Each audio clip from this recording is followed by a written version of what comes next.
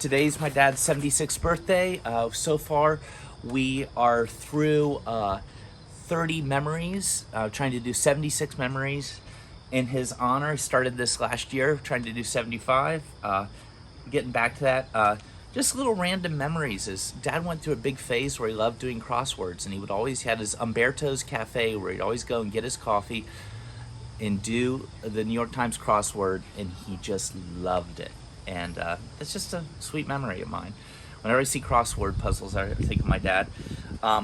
Anyone who knows I'm a huge comic book collector, and I remember the first comic book I got, I didn't understand like half the words in it. I didn't know really how to read that well.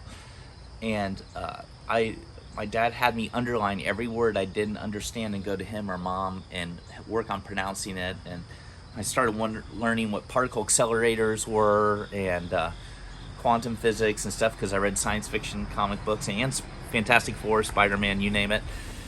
And the first comic book he got, he says, "You want to keep this in really good condition, so I'm going to hole punch it, and then we'll put tape over the spine so it doesn't wear out." And so that was his effort at comic book preservation. And that is still, that beat to heck comic book is one of my most prized possessions. Let's see. My dad was so committed to getting into our interests, and I was such a nerd. And this was before Doctor Who was considered remotely as acceptable as it is now. And he took me to St. Louis to a Doctor Who convention. And it wasn't his thing, but he wanted me to have that joy. You know, I wasn't into sports or anything like that, but I wasn't into nerd things. So he indulged that and took me to many different comic book and science fiction conventions over the years. I remember going camping with him, just the two of us in a camper, and going to Dillon State Park. And one of our favorite things to do at parks were to do the paddle boat together, because we could kind of boat side by side, and it was a lot easier than canoes and not as much of a tipping hazard. And we always had fun memories of that.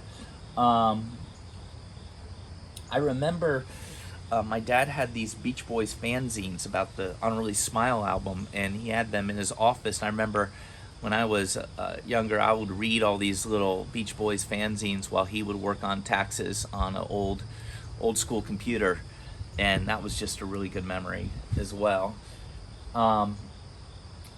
Another thing, I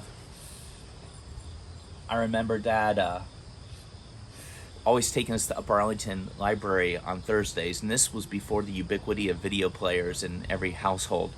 And they would show 16mm films and call it Family Films Night. So we'd watch movies, and my dad would go researching. So pre-internet, he would just spend at least one night a week in the stacks researching whatever found his interest, or going to microfiche or whatever. So that was his browsing. And the library seemed so big to us when we were little.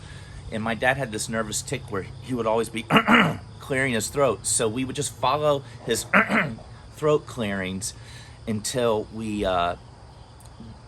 tracked down where he was. And that's just that's another memory I'm really grateful for. And he spent time, he read us the entire Wrinkle in Time trilogy, my sister and I, and a lot of other books as well. And he just loved the kind of the fantasy, science fiction, and theology colliding in one book. And he never could really stop talking about the concepts in that book, Wrinkle in Time.